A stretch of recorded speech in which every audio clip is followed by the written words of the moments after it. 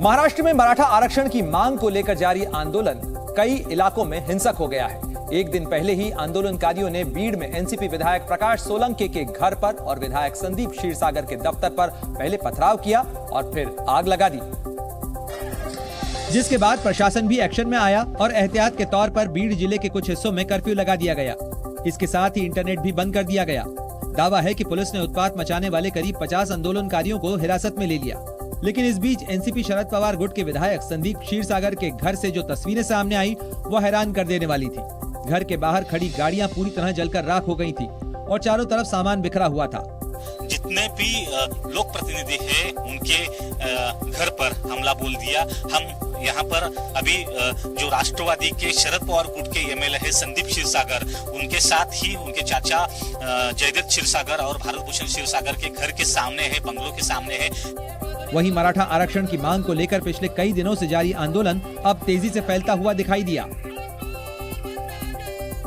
और अब ये आंदोलन मराठवाड़ा इलाके के 8 से ज्यादा जिलों में फैल चुका है, जिनमें छत्रपति संभाजीनगर जाके के 8 से ज्यादा जिलों में फैल चुका है, जिनमें छत्रपति संभाजीनगर, जालना, बीड़ और नांदेड़ जिले शामिल हैं। यहां से भी आंदोलन की उग्र तस्वीरें सामने आई और नांदेड़ से सामने आई तस्वीरों में आंदोलनकारी सड़क पर टायर जलाकर प्रदर्शन करते दिखाई दिए। इस दौरान आंदोलनकारियों ने सड़क को जाम कर दिया, जिससे वहां आने जाने वाले लोगों को काफी परेशानियों का सामना करना पड़ा। दूसरी तस्वीर भी नांदेड़ से ही सामने आई। नांदेड़ के नायगांव में प्रदर्शनकारियों ने तहसील कार्यालय के सामने खड़ी एक सरकारी गाड़ी को भी जला दिया। वहीं महाराष्ट्र के मावल में आंदोलनकारियों ने प्रदर्शन किया और मांगे नहीं माने जाने तक सरकारी दफ्तर बंद करने की चेतावनी दे डाली। हालांकि राज्य के कई इलाकों में हिंसक प्रदर्शन के बाद प्रशासन ने सुरक्षा बढ़ा दी है, लेकिन मराठा आरक्षण की मांग को लेकर सड़कों पर उतरे लोगों पर इसका कोई असर होता दिखाई नहीं दे रहा है, क्योंकि आंदोलनकारियों का साफ कहना है कि जब तक उनकी मांगे पूरी नहीं हो जाती वो पीछे नहीं हटने वाले और यही वजह है कि वो अपने अपने तरीके से प्रदर्शन करते नजर आए। यवतमाल के उमरखेड़ा इलाके में तो कुछ लोगों ने गर्दन तक पानी में उतरकर प्रदर्शन किया। मैं आपको मुंबई की तस्वीरें दिखाता हूं सीधा। यहाँ पर आप तस्वीरों में देखिए कि किस तरह से मराठा आंदोलन के जो कार्यकर्ता हैं, वहाँ के जो आंदोलनकारी हैं, वे अपना सिर मुंडवाकर आंदोलन कर रहे हैं। तो वहीं मुंबई के लोगों ने अपना विरोध प्रदर्शन जताने के लिए अनोखा तरीका अपनाया और कई लोगों ने एक साथ अपना सिर मुंडवा लिया। महाराष्ट्र में बीते 13 दिनों से मराठा आरक्षण की मांग को लेकर आंदोलन जारी है। तो वहीं महाराष्ट्र की एकनाथ शिंदे सरकार भी इस आंदोलन को लेकर एक्टिव मोड में आ गई है। मराठा आरक्षण आंदोलन के बीच महाराष्ट्र की कैबिनेट की बैठक भी बुलाई गई, जिसमें मुख्यमंत्री एकनाथ शिंदे, उप मुख्यमंत्री देवेंद्र फडणवीस के साथ कई कैबिनेट मंत्री शामिल हुए।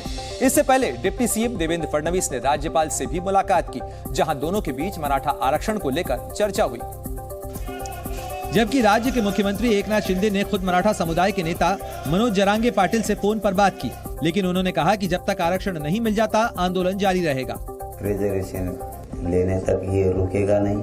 कोई भी शक्ति आ जाओ, मराठी आप रोकेंगे नहीं महाराष्ट्र में, और हम हमारा हक का रिजर्वेशन लेके रहेंगे। इस बीच मराठा आंदोलन को लेकर शिवसेना उद्धव गुट के नेता संजय राउत ने केंद्र सरकार पर हमला बोला और इसकी तुलना मणिपुर से कर डाली। पूरे महाराष्ट्र की हालत मणिपुर जैसी हो गई और मणिपुर के ऊपर जैसे सरकार का ध्यान नहीं है और मणिपुर जल रहा है, वैसे ही महाराष्ट्र। वहीं समाजवादी पार्टी के नेता एसटी हसन ने हिंसा को गलत बताया, लेकिन राज्य में कानून व्यवस्था पर भी सवाल खड़े करिए। महाराष्ट्र इन दिनों मराठा आरक्षण के नाम पर सुलग रहा है। यह आंदोलन अब दिन ब दिन उग्र होता जा रहा है। तो वहीं मराठा आंदोलन के समर्थन में कई पार्टियों के सांसद और विधायकों ने इस्तीफे का दौर शुरू कर दिया है और महाराष्ट्र में अब तक 2 सांसद और 3 विधायकों ने मराठा आरक्षण की मांग का समर्थन करते हुए अपने पदों से इस्तीफा दे दिया। जिन सांसद और विधायकों ने इस्तीफा दिया उनमें हिंगोली से शिवसेना सांसद हेमंत पाटिल, नासिक से शिवसेना सांसद हेमंत गोडसे, वैजापुर से शिवसेना विधायक रमेश बोरनारे, पठारी विधानसभा सीट से कांग्रेस विधायक सुरेश वरपुड़कर और गेवराई में बीजेपी विधायक लक्ष्मण पवार का नाम शामिल है। इतना ही नहीं, दावा किया जा रहा है कि आने वाले दिनों में कुछ और विधायक मराठा आरक्षण के समर्थन में इस्तीफा दे सकते हैं। तो वहीं हिंसक प्रदर्शन के बाद कई नेताओं के घरों की सुरक्षा भी बढ़ा दी गई है। नांदेड़ में पूर्व मुख्यमंत्री अशोक चव्हाण के आवास के सामने बड़ी संख्या में पुलिस वालों को तैनात कर दिया गया। कैबिनेट मंत्री और मराठा नेता चंद्रकांत पाटिल के घर के बाहर भी सुरक्षाकर्मी मुस्तैद नजर आए। आंदोलन की आग भड़कने के बाद मुख्यमंत्री एकनाथ शिंदे ने लोगों से शांति बनाए रखने की अपील की, साथ ही जल्द आरक्षण लागू करने का भरोसा भी दिया। निश्चित रूप से मराठा समाज को पूरी तरह फुल प्रूफ जो टिकाऊ होगा, कानून के दायरे में जो बिठाने के बाद ये मराठा आरक्षण देने का सरकार की जिम्मेदारी है। महाराष्ट्र में पिछले करीब एक दशक से मराठा आरक्षण की मांग की जा रही है। 2018 में इसके लिए राज्य सरकार ने कानून भी बनाया था, जिसके मुताबिक मराठा समुदाय को नौकरियों और शिक्षा में करीब 16% का आरक्षण देने की बात कही गई थी। लेकिन अगले ही साल बॉम्बे हाईकोर्ट ने इसे कम करते हुए शिक्षा में 12% और नौकरियों में 13% आरक्षण तक सीमित कर दिया। हाईकोर्ट ने फैसला सुनाते वक्त कहा कि सुप्रीम कोर्ट ने आरक्षण की अधिकतम सीमा 50% तक तय की है, जिसे अपवाद के तौर पर ही पार किया जा सकता है। बाद में जब यह मामला सुप्रीम कोर्ट पहुंचा तो 3 जजों की बेंच ने इस पर रोक लगा दी। कांग्रेस, आम आदमी पार्टी समेत विपक्ष के कई नेताओं ने आज सरकार पर उनकी जासूसी करने का आरोप लगाया और इसके लिए विपक्षी नेताओं ने उनके आईफोन पर आए एक अलर्ट मैसेज का हवाला भी दिया, जिसमें हैकिंग की आशंका जताई गई थी। आम आदमी पार्टी नेता राघव चड्ढा ने केंद्र सरकार पर जासूसी का आरोप लगाते हुए लिखा कि ये जासूसी तब हो रही है जब आम चुनाव में कुछ ही महीने रह गए हैं। ये विपक्षी दलों पर बड़ा हमला है, जो पहले ही जांच एजेंसियों की राजनीति से प्रेरित कार्रवाई का सामना कर रहे हैं। कांग्रेस नेता शशि थरूर ने भी सरकार पर तंज कसते हुए लिखा कि खुशी है मेरे जैसे करदाताओं के खर्च पर अंडर एम्प्लॉयड अधिकारियों को व्यस्त रखा जा रहा है। क्या कोई और जरूरी काम नहीं है करने के लिए? वहीं AIMIM चीफ असदुद्दीन ओवैसी ने इशारों में निशाना साधते हुए लिखा कि खूब पर्दा है कि चिलमन से लगे बैठे हैं, साफ छुपाते भी नहीं हैं, सामने आते भी नहीं हैं। विपक्षी नेताओं के केंद्र सरकार पर जासूसी का आरोप लगाते ही राहुल गांधी ने भी सरकार को घेरा और कहा कि यह सब एक व्यक्ति को बचाने के लिए किया जा रहा है। उन्होंने इशारों में प्रधानमंत्री मोदी और उद्योगपति गौतम अडानी पर निशाना साधा। नरेंद्र मोदी जी की आत्मा अडानी में है। तोता कहीं बैठा है, राजा कहीं बैठा है। विपक्षी नेताओं की जासूसी का मुद्दा उठाते हुए राहुल गांधी ने कहा कि हम डरने वाले नहीं, लड़ने वाले लोग हैं। जितनी टैपिंग करनी है कर लो, कोई फर्क नहीं पड़ता, मुझे तो कोई फर्क नहीं पड़ता। अगर आपको मेरा फोन चाहिए मैं दे देता हूं, आपको उठा के ले लो। समाजवादी पार्टी अध्यक्ष अखिलेश यादव ने कहा कि सरकार को डर सता रहा है। जासूसी क्या होगा किसी की जानकारी हासिल करके, जब जनता ही आपके खिलाफ है। सरकार पर आरोप लगा रहे विपक्षी नेताओं पर बीजेपी नेता रविशंकर प्रसाद ने पलटवार किया। ऐसा है तो फिर कह रहा हूं, FIR क्यों नहीं करते?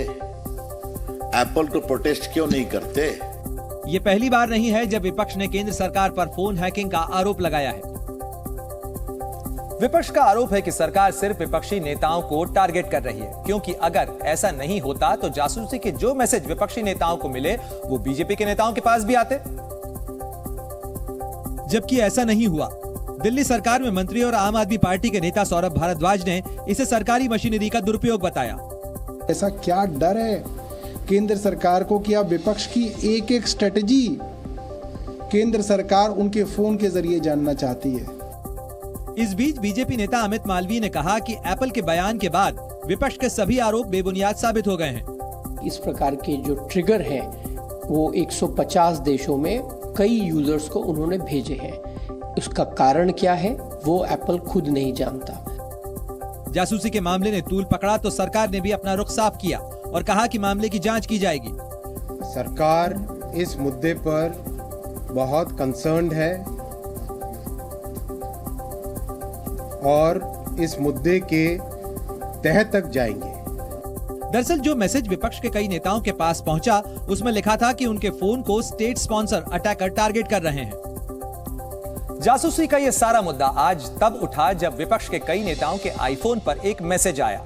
मैसेज में चेतावनी थी कि हैकर उनके फोन से जानकारियां लेने की कोशिश कर रहे हैं और ये स्टेट स्पॉन्सर्ड अटैकर्स हैं, यानी इस हैकिंग के पीछे खुद सरकार हो सकती है। अलर्ट मैसेज में लिखा था कि एप्पल का मानना है कि राज्य प्रायोजित हैकर आपके आईफोन को प्रभावित करने की कोशिश कर रहे हैं। अगर आपके आईफोन के साथ किसी स्टेट स्पॉन्सर्ड हैकर ने छेड़छाड़ की है तो आपके संवेदनशील डेटा, यहां तक कि कैमरा और माइक्रोफोन को भी कंट्रोल कर सकते हैं।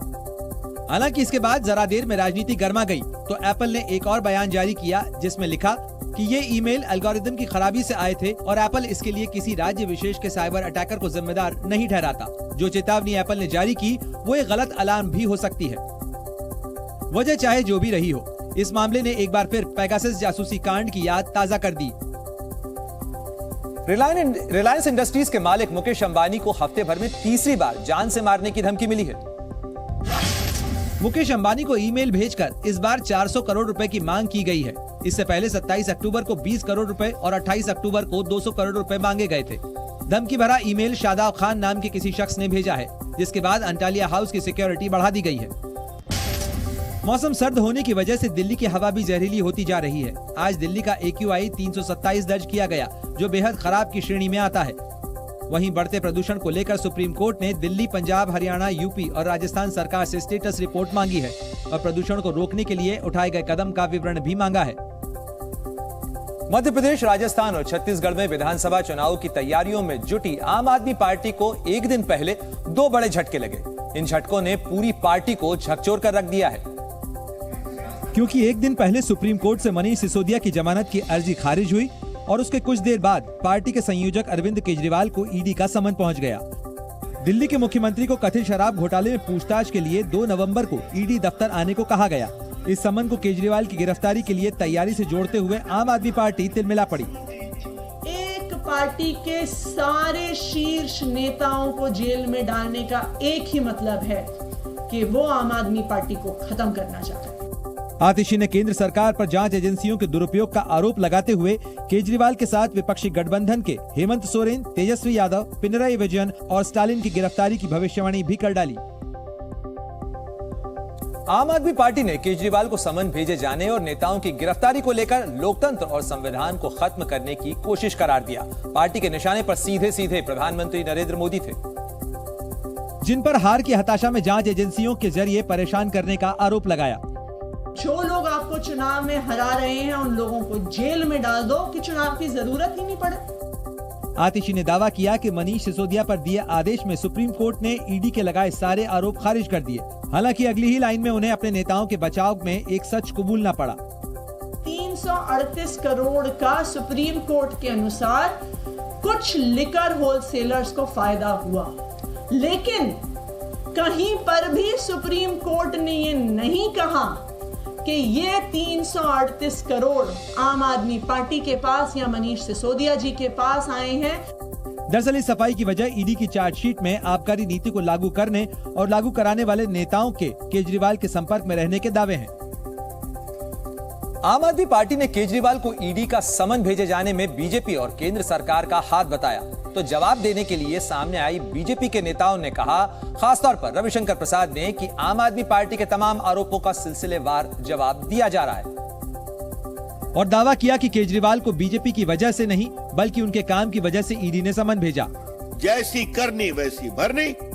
बीजेपी के मुताबिक दिल्ली सरकार ने भ्रष्टाचार की नीयत से ही नई एक्साइज पॉलिसी बनाई। चूंकि केजरीवाल के खिलाफ सीधा और परिस्थितिजन्य सबूत है, इसलिए ईडी के समन पर हाय तौबा के अलावा उनके पास जवाब नहीं। आज तक अरविंद केजरीवाल ने इस पूरे महाघोटाले पर एक शब्द स्पष्टीकरण का नहीं कहा।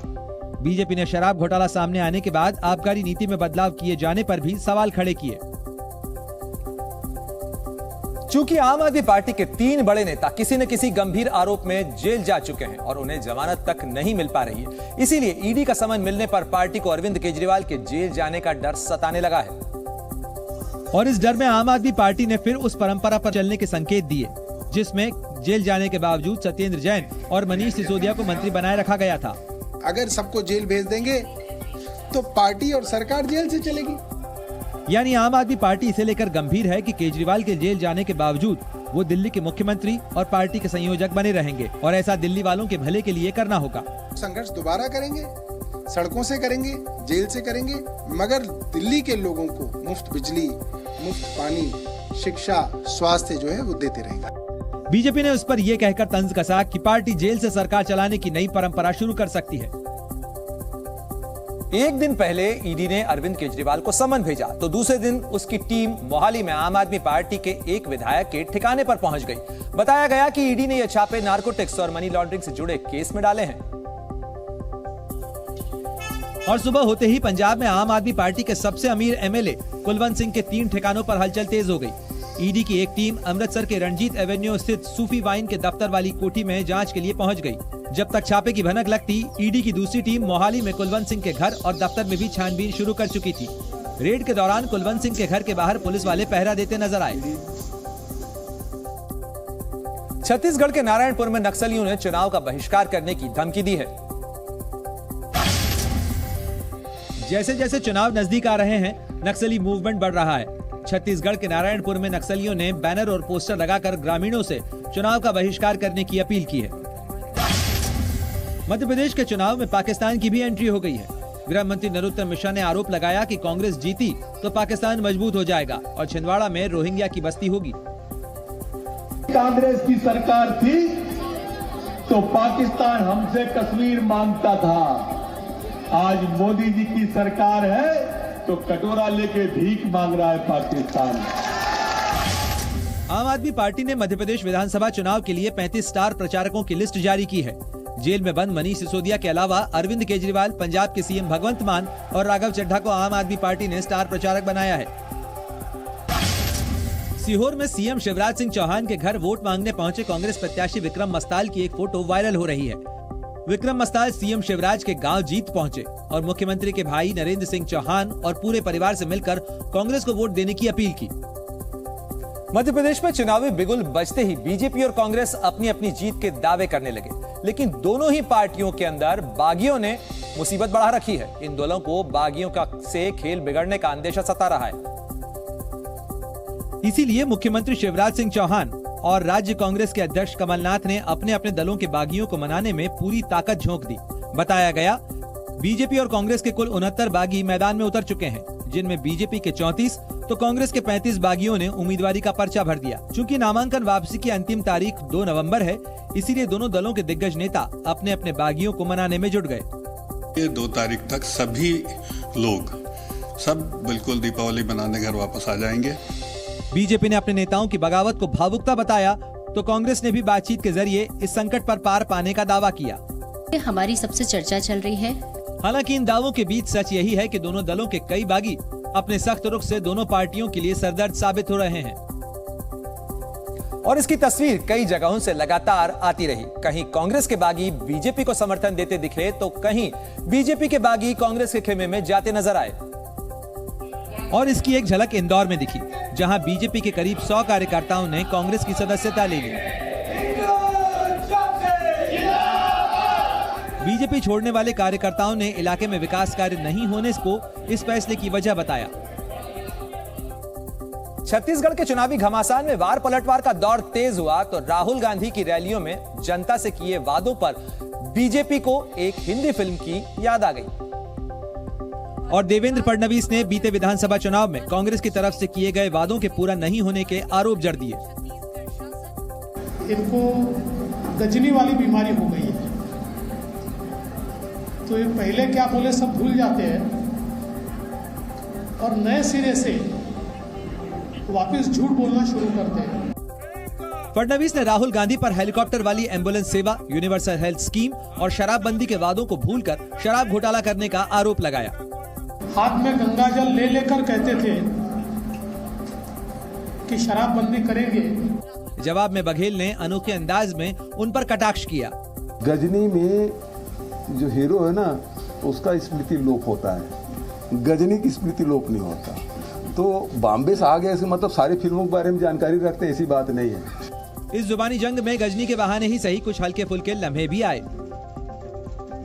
राजस्थान कांग्रेस के दिग्गज नेता सचिन पायलट ने आज टोंक विधानसभा क्षेत्र से अपना नामांकन पत्र दाखिल कर दिया। इससे पहले उन्होंने बड़ी रैली की और अपनी ताकत दिखाई। नामांकन दाखिल करने के बाद सचिन पायलट मीडिया के सामने आए और मतभेद भुलाकर पार्टी का पूरा साथ देने की बात भी कही।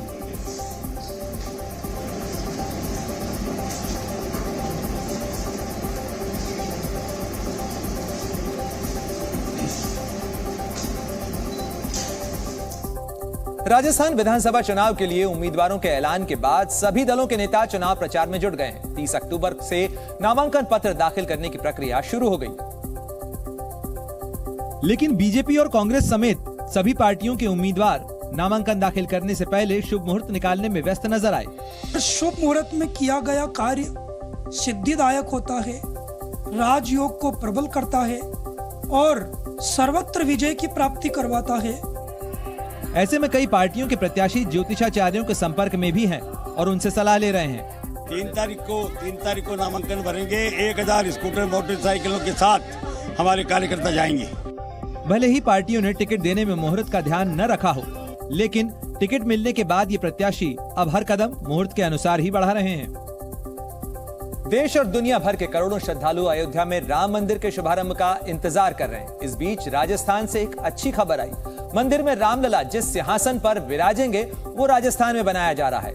श्री राम का सिंहासन उम्दा क्वालिटी के संगमरमर से बनाया जा रहा है और तैयार होने के बाद सिंहासन पर सोने की परत चढ़ाई जाएगी। इस सिंहासन को राम मंदिर के गर्भगृह में रखा जाएगा। इसकी लंबाई 8 फीट, चौड़ाई 4 फीट और ऊंचाई 3 फीट होगी। मंदिर ट्रस्ट से मिली जानकारी के मुताबिक राजस्थान में बन रहा यह सिंहासन 15 दिसंबर तक अयोध्या पहुंच जाएगा। राम मंदिर में प्राण प्रतिष्ठा 22 जनवरी को होगी, जिसमें प्रधानमंत्री नरेंद्र मोदी भी शामिल होंगे। गाजा में हमास के ठिकानों पर इजराइल आसमान और जमीन से आग बरसा रहा है। इजराइल का कहना है कि पिछले 24 घंटों में आर्मी और एयरफोर्स के साझा अभियान में हमास के 300 से ज्यादा ठिकानों पर हमला किया गया है और जिसमें हमास के कई लड़ाके मारे गए। इजरायली सैनिक ग्राउंड ऑपरेशन को भी लगातार अंजाम दे रहे हैं। इस दौरान आईडीएफ और हमास के लड़ाकों के बीच कई बार मुठभेड़ भी हुई, जिसमें हमास के कई लड़ाके मारे गए। इजरायली टैंक गाजा की सड़कों तक पहुंच गए हैं। गाजा के अल मुगराका गांव के सलाह एल दीन सड़क का एक वीडियो सामने आया है, जिसमें सड़क पर एक कार जा रही थी। तभी उसे सामने से इजरायली टैंक आता दिखाई दिया। इससे पहले कि कार यू टर्न लेती, वो टैंक के गोले का शिकार हो गई। इस कार में कौन था और उसका क्या हश्र हुआ, इसकी जानकारी नहीं मिल पाई। इस वीडियो को एक दूसरी कार में बैठे शख्स ने रिकॉर्ड किया था।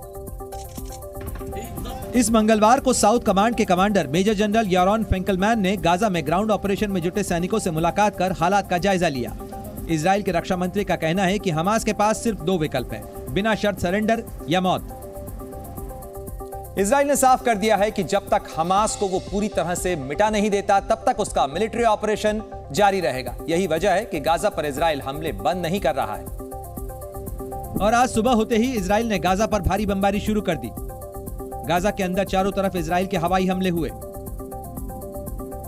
रात से लेकर सुबह तक गाजा के आसमान पर आग के शोले बरसते रहे।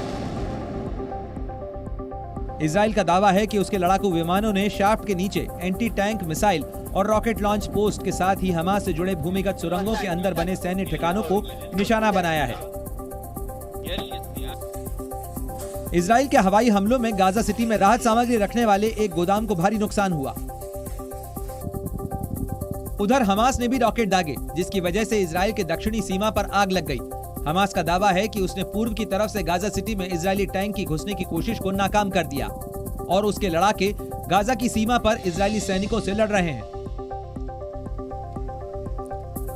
इजराइल का दावा है कि उसके टैंक और बख्तरबंद गाड़ियां गाजा पट्टी के अंदर तक घुस गए हैं और उन्होंने 23 दिन से हमास के कब्जे में मौजूद अपनी एक महिला सैनिक को छुड़ा लिया है और वो अपने परिवार के पास पहुंच चुकी है। इस महिला सैनिक का नाम ओरी मेगिदिश है। उसे 7 अक्टूबर को हमास के लड़ाकों ने इजराइल से अगवा कर लिया था।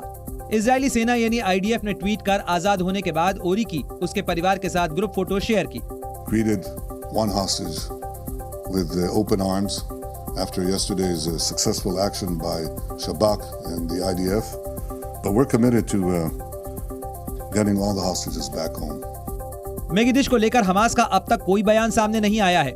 हमास के कब्जे में करीब 240 बंधक हैं, जिसमें से 4 को रिहा किया जा चुका है। हमास का यह भी कहना है कि 50 बंधक इजराइल के हवाई हमलों में मारे जा चुके हैं।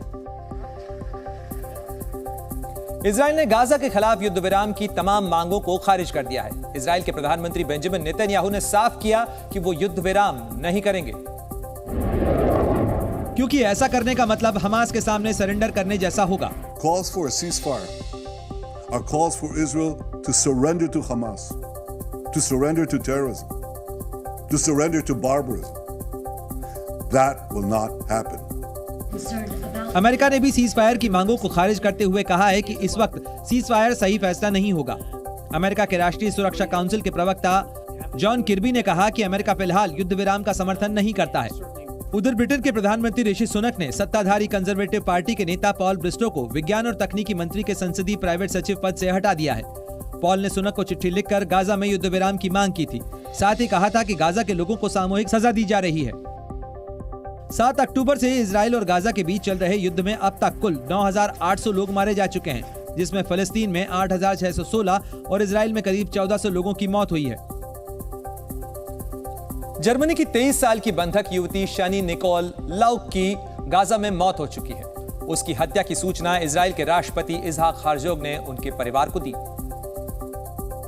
शानी लाउक को 7 अक्टूबर को इजराइल में चल रहे संगीत उत्सव से अगवा कर गाजा में बंधक बनाया गया था।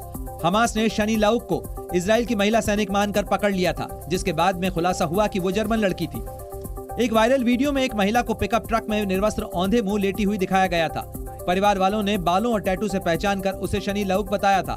बेटी की मौत की खबर सामने आने के बाद शनी की मां रिकार्डा लाउक ने बताया कि उनकी बेटी का शव नहीं मिला है, लेकिन उसकी खोपड़ी का एक टुकड़ा मिला है। डीएनए जांच से पता चला कि वो उनकी बेटी ही है।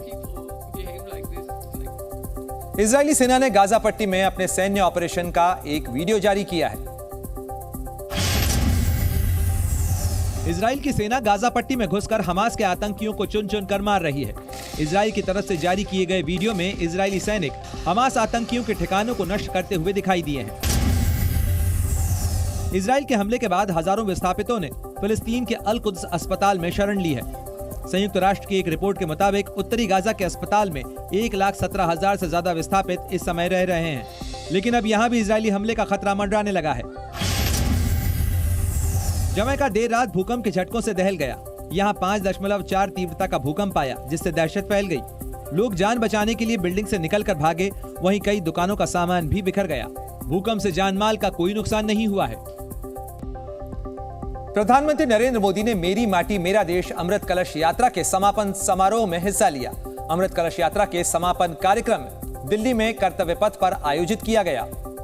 इस दौरान प्रधानमंत्री मोदी ने 6 लाख से ज्यादा गांवों से लाई गई मिट्टी को एक विशाल कलश में डालकर उसका तिलक भी लगाया। ये कार्यक्रम आजादी के अमृत महोत्सव के समापन समारोह के उपलक्ष्य में आयोजित किया गया।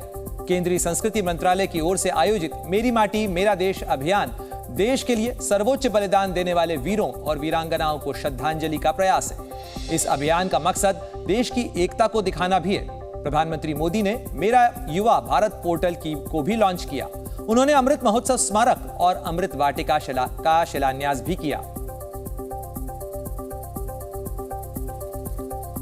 प्रधानमंत्री मोदी ने अपने संबोधन के बाद वहां मौजूद लोगों से अपने मोबाइल फोन का टॉर्च ऑन करने को कहा।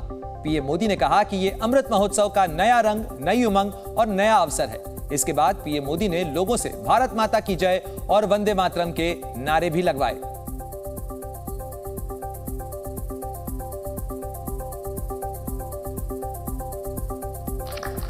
संकल्प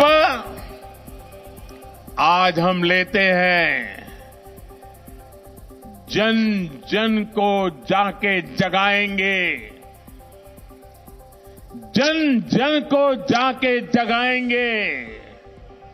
सौगंध मुझे इस मिट्टी के,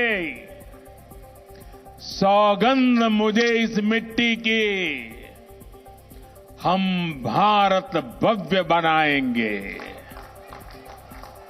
हम भारत भव्य बनाएंगे। आज देश भर में पूर्व उप प्रधानमंत्री सरदार वल्लभ भाई पटेल की जयंती मनाई गई। लिहाजा इस मौके पर प्रधानमंत्री नरेंद्र मोदी गुजरात के केवड़िया पहुंचे और उन्होंने वहां लौह पुरुष को श्रद्धांजलि दी। इसके लिए राष्ट्रीय एकता दिवस पर प्रधानमंत्री मोदी ने सरदार पटेल की 182 मीटर ऊंची प्रतिमा पर पुष्पांजलि अर्पित की। इस दौरान हेलीकॉप्टर से भी स्टैच्यू ऑफ यूनिटी पर पुष्प वर्षा की गई। ये देखिए, पीएम मोदी ने लौह पुरुष को याद करते हुए कहा कि देश उनकी सेवा का सदैव ऋणी रहेगा। सरदार साहब के आदर्श ही एक भारत श्रेष्ठ भारत का संकल्प बनकर हमारे भीतर दौड़ रहे हैं। पीएम मोदी ने कहा कि राष्ट्रीय एकता के लिए सरदार वल्लभ भाई पटेल की प्रतिबद्धता आज भी सभी का मार्गदर्शन करती है। गुजरात के केवड़िया में स्टैच्यू ऑफ यूनिटी को बने हुए 5 साल पूरे हो गए हैं। आज ही के दिन साल 2018 में प्रधानमंत्री मोदी ने इसका उद्घाटन किया था और आज एक बार फिर जब पीएम मोदी केवड़िया में मौजूद थे तो यहां राष्ट्रीय एकता दिवस परेड का आयोजन किया गया, जिसमें प्रधानमंत्री मोदी भी शामिल हुए। इस दौरान पीएम मोदी ने राष्ट्र की एकता की शपथ ली। मैं राष्ट्र की एकता, अखंडता और सुरक्षा को बनाए रखने के लिए स्वयं को समर्पित करूंगा। इस परेड में बीएसएफ और विभिन्न राज्य पुलिस के मार्चिंग दस्ते शामिल हुए और अपना शानदार प्रदर्शन किया।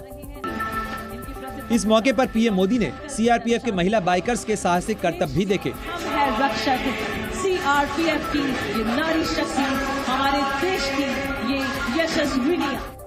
राष्ट्रीय एकता दिवस परेड के दौरान चंद्रयान 3 की सफलता का जश्न भी मनाया गया, जिसने लहराया परचम। इस दौरान सूर्य किरण एरोबेटिक टीम ने देश की एकता और अखंडता को आसमान में प्रदर्शित किया। कर रहे हैं भारत की एकता और अखंडता को आसमान की ओर एक साथ एकजुट होकर उड़ान भरते हुए। त्योहारों का मौसम शुरू हो चुका है। दशहरा बीतने के साथ ही दिवाली, क्रिसमस और न्यू ईयर के जश्न की तैयारियां शुरू हो चुकी हैं। लेकिन यह सीजन आमतौर पर दिल के मरीजों के लिए अक्सर भारी पड़ता है, क्योंकि त्योहारों में आदमी के खाने पीने की आदतों में काफी बदलाव आ जाता है। बाहर का खाना, तला भुना, मसालेदार, नमकीन और मिठाई की मात्रा बढ़ जाती है। साथ ही खरीदारी की भागदौड़, सेलिब्रेशन और पार्टी की वजह से नींद भी पूरी नहीं हो पाती है। ये मौसम सर्दियों की शुरुआत का भी है। ऐसे में लोगों के पानी कम पीने की आदत बढ़ जाती है और पानी की मात्रा घटने लगती है। खान पान में बदलाव, नमक और चीनी की बढ़ी मात्रा की वजह से हाई ब्लड प्रेशर और डायबिटीज का खतरा भी बढ़ जाता है। ब्लड प्रेशर बढ़ने के साथ ही हार्ट अटैक का खतरा बढ़ जाता है और यही वजह है कि त्योहार और सर्दियों के मौसम में हार्ट अटैक के मामले बढ़ जाते हैं। खासतौर पर जब व्यक्ति एक्सरसाइज या डांस करता है तो हार्ट अटैक का रेट बढ़ जाता है और अगर कोरोना की वजह से हार्ट को नुकसान पहुंचा है तो फिर हार्ट अटैक की आशंका और बढ़ जाती है। देश भर में प्याज की बढ़ी कीमतों की वजह से हाहाकार मचा हुआ है। सरकार का हर कदम नाकाफी साबित हो रहा है। बीते 15 दिनों में प्याज के दाम दोगुने से ज्यादा हो चुके हैं। इसीलिए शहर शहर लोग परेशान हैं। दिल्ली की बात करें तो यहाँ प्याज 70 से 100 रुपए प्रति किलो तक बिक रहा है। प्याज तो ये 70 रुपए मिल रहा है, बाकी लोकल जगह तो 100 रुपए किलो बिक रहा है और इसलिए मैं मंडी आया हूँ कि यहाँ सस्ता मिले और यहाँ भी 70 रुपए किलो है। पिछले एक हफ्ते में लखनऊ में प्याज की कीमत 30 रुपए प्रति किलो से 80 रुपए प्रति किलो तक पहुँच गई है। सब्जी मंडी में व्यापारियों का कहना है कि प्याज के रेट अभी और बढ़ेंगे। अभी प्याज 100 के ऊपर जाएगी प्याज, क्योंकि प्याज जो नई वाली थी वो खराब हो चुकी है ना प्याज। दिल्ली और लखनऊ के अलावा मुंबई में प्याज 60 से 70 रुपए प्रति किलो, भोपाल में 70 से 80 रुपए प्रति किलो, पटना में 60 से 70 रुपए प्रति किलो और जयपुर में तो 90 से 100 रुपए प्रति किलो तक बिक रहा है। जानकारों के मुताबिक मंडी में नई प्याज नहीं आ रही है। त्योहार के मौसम में प्याज की जमाखोरी भी बढ़ गई है। प्याज की कीमत काबू करने के लिए सरकार किसानों से 2 लाख टन प्याज खरीदेगी। प्याज के निर्यात पर भी सरकार ने लगाम लगाने के लिए कदम उठाया है।